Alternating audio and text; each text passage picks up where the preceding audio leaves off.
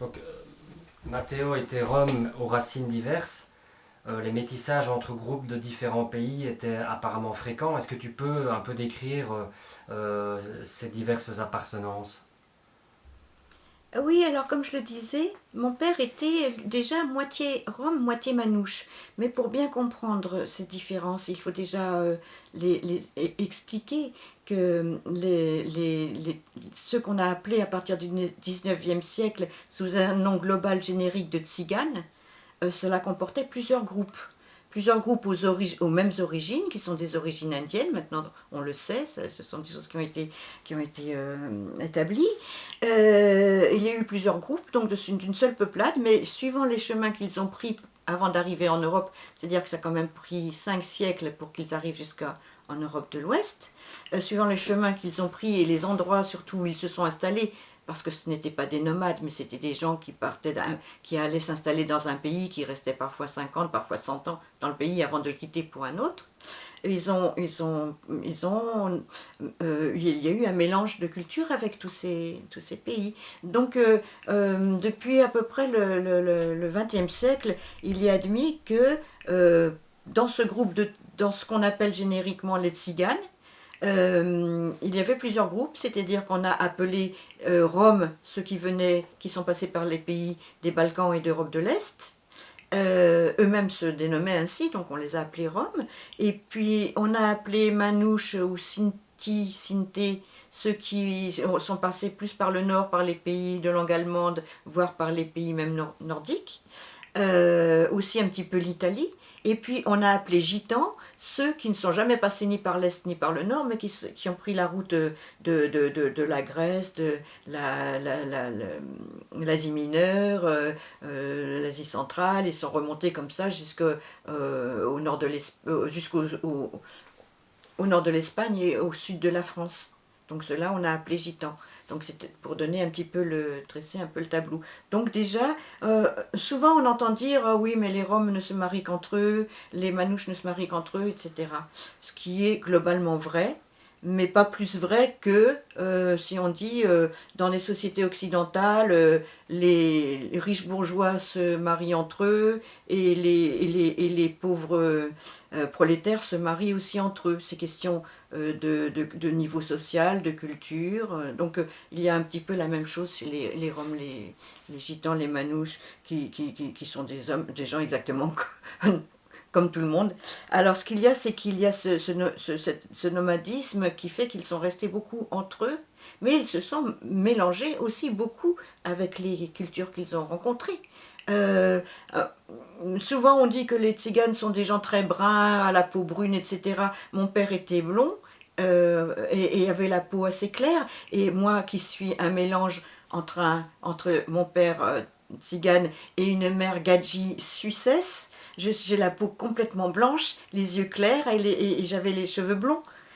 Euh, donc il y a eu déjà ce mélange au départ. On ne peut pas, vous voyez, on ne peut pas parler. Et j'évite de parler parce que c'est tombé dans le travers qu'il faut surtout pas traverser. C'est de parler de race pure, par exemple, ou des choses comme ça. C'est donc tout un mélange déjà à la base. Euh, donc, effectivement, ils préfèrent quand même se marier dans le groupe, de préférence.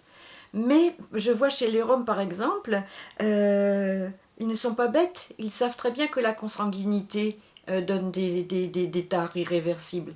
Donc ils évitent le plus possible cette consanguinité, ce qui fait que ils n'hésitent pas à aller dans d'autres pays chercher filles à marier et accueillir des Roms venant de tous les pays d'Europe qui cherchent aussi des femmes pour leurs jeunes hommes à marier. Ce qui fait que voilà, il n'est pas question de consanguinité, mais justement d'un grand mélange. Cela dit, c'est un petit peu plus compliqué de se marier avec un Rome avec par exemple une manouche. C'est ce qu'ont fait mes grands-parents. Mon grand-père était un Rome qui venait de Russie et qui a épousé une manouche qui venait de Belgique, de la région de Namur, si je me souviens bien. Mais ça existe et ce n'est pas interdit. Ça paraît un petit peu étrange, mais ce n'est pas interdit. Donc c'est pour ça que je dis mon père était moitié Rome, moitié Manouche. Et moi je suis alors quoi, un quart Rome, un quart Manouche et moitié Suisse. Mhm. Et comme je suis née en France, ben voilà, je suis française. Pendant une période de jeunesse, j'ai aussi eu la nationalité suisse que j'ai perdue. Il paraît que j'ai perdu mon indigénat helvétique lorsque je me suis mariée avec un Français. Donc les mélanges sont tout à fait admis et ça donne des mélanges aussi, ça donne des rencontres culturelles aussi. Chacun apporte une part de ce qu'il est, de ce qu'il a, de son vécu, de son expérience. Et moi, je suis personnellement absolument 100% pour le mélange. Et je pense que quand on sera bien tous mélangés, il n'y aura plus de racisme. D'accord. Matteo était engagé dans deux dimensions complémentaires. D'une part, faire mieux connaître et reconnaître les Roms par la société française qu'il a adoptée et faire reconnaître leur culture, leur identité, tu en as déjà parlé. Mhm. Et d'autre part, s'engager contre les injustices et les discriminations, voire les persécutions, donc précisément le génocide Oui. et la politique d'internement des Roms en France. Est-ce que tu peux expliquer un petit peu ces engagements et par exemple ceux qui te semblent les plus significatifs? Bon, choisir un de chaque, donc la reconnaissance de la culture Oui. et lutter contre les injustices. Oui, je disais que le premier livre, le premier roman de mon père, Les Ursitories, est paru avant la guerre, après la guerre. Mais il a été écrit avant la guerre, en 1938. Bon, à cause de la pénurie de papier, la guerre, etc., il a fallu attendre 1946. Mais entre-temps, mon père avait vécu la guerre et il avait eu des gens de sa famille qui avaient été envoyés à Auschwitz, qui n'ont jamais revu. Et donc mon père était déjà conscient de tout ce qui s'était passé. Et en 1946, quand son premier roman est paru et que les journalistes sont venus le voir, une des premières choses que Matteo a essayé de dire aux journalistes, c'était mais bon, c'est bien, vous parlez de mes livres et tout, mais j'ai des choses à dire.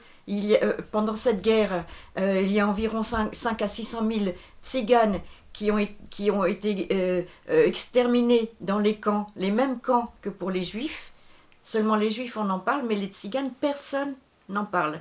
Et donc il s'est engagé dans cette reconnaissance. Il a écrit des tas de lettres aux journaux pour les informer, pour leur dire mais il faut absolument parler de ça. Effectivement, en France, il n'y a pas eu énormément de tziganes qui ont péri dans les camps. Mais toute leur famille de Pologne, de Hongrie, de Tchécoslovaquie, et il y a eu des centaines de milliers de morts dont personne ne parlait. Donc ça a été vraiment un engagement, une lutte de la part de mon père de dire mais nous aussi les Roms nous existons et il faut en parler. Parce que c'était ne pas en parler, c'était comme si tous ces gens étaient morts pour rien et comme si ils n'avaient jamais existé. Donc c'était un de ses combats. Il a continué par la suite dans les manifestations et puis en parlait à chaque fois qu'il était interviewé, surtout la période qui a suivi la guerre, quoi. Et puis il a aussi il s'est engagé contre les discriminations faites aux Roms, parce qu'il était très concerné. Sa famille aussi avait été expulsée, envoyée à droite à gauche, méprisée, pas de travail, etc. Donc il s'est engagé aussi dans ça. Et un des signes de son engagement, c'est qu'il a participé activement, par exemple, au premier congrès Rome international qui a eu lieu à Londres en 1971, où il a été très actif là, et puis il a ensuite participé à tous les congrès mondiaux et voilà, parlé dans les médias. Il profitait de sa notoriété d'écrivain pour pouvoir justement à chaque fois parler de la condition des Roms, et c'était vraiment une chose très importante pour lui. Bien que devenu pasteur pentecôtiste, il a poursuivi son travail documentaire, les photos, des vidéos, son travail d'écrivain et son engagement civique pour les Roms, alors qu'en principe, c'est quand même un courant religieux qui est assez strict au niveau des règles de vie, des libertés. Est-ce que c'était le cas dans les années 50, 60 et comment est-ce qu'il gérait ça? Alors, il faut dire que ce mouvement pentecôtiste auquel mon père a adhéré très tôt, a démarré dans les années 50 en France. Je pense que ça venait des États-Unis. Mais c'était un nouveau courant religieux et qui plaisait beaucoup aux Tziganes. Ils ont très vite adhéré à cette religion qui était très chaleureuse.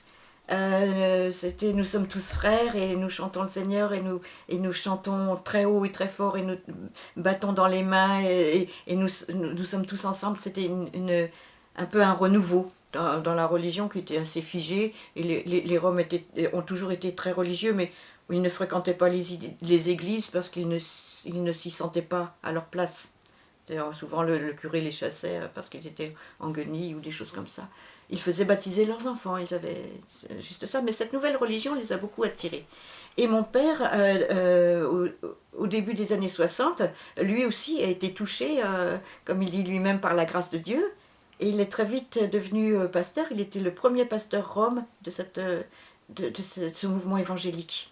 Il est devenu pasteur très vite parce qu'il n'avait pas besoin de faire des études bibliques, il avait déjà étudié la Bible par conviction, par curiosité, enfin il connaissait déjà beaucoup de choses, donc il était apte à être pasteur, et en tant que pasteur il a été envoyé en mission pour le Seigneur. En mission, c'est-à-dire mission d'évangélisation des Roms à travers toute l'Europe et à travers d'autres pays aussi. Et donc, il a continué toujours, surtout à prendre des photographies, des films, et puis à prendre les contacts avec les gens, et partout où il pouvait, continuer à militer pour le droit des Roms, parce que la misère qu'il voyait, elle n'était pas qu'en France, elle était dans tous les pays qu'il traversait. Donc il rapportait des petits reportages et faisait ce travail-là peut-être de faire connaître, quoi, de faire savoir ce qui se passait. Alors, bien sûr, comme tu disais, cette nouvelle religion évangélique était très stricte. Moi, je la comparais un peu aux Amish. Pas le droit d'avoir des jupes courtes, pas le droit d'avoir la télévision, pas le droit de chanter ou de danser si ce n'est pour louer Dieu. Enfin, c'était quand même assez strict. Matteo a été un peu chahuté dans son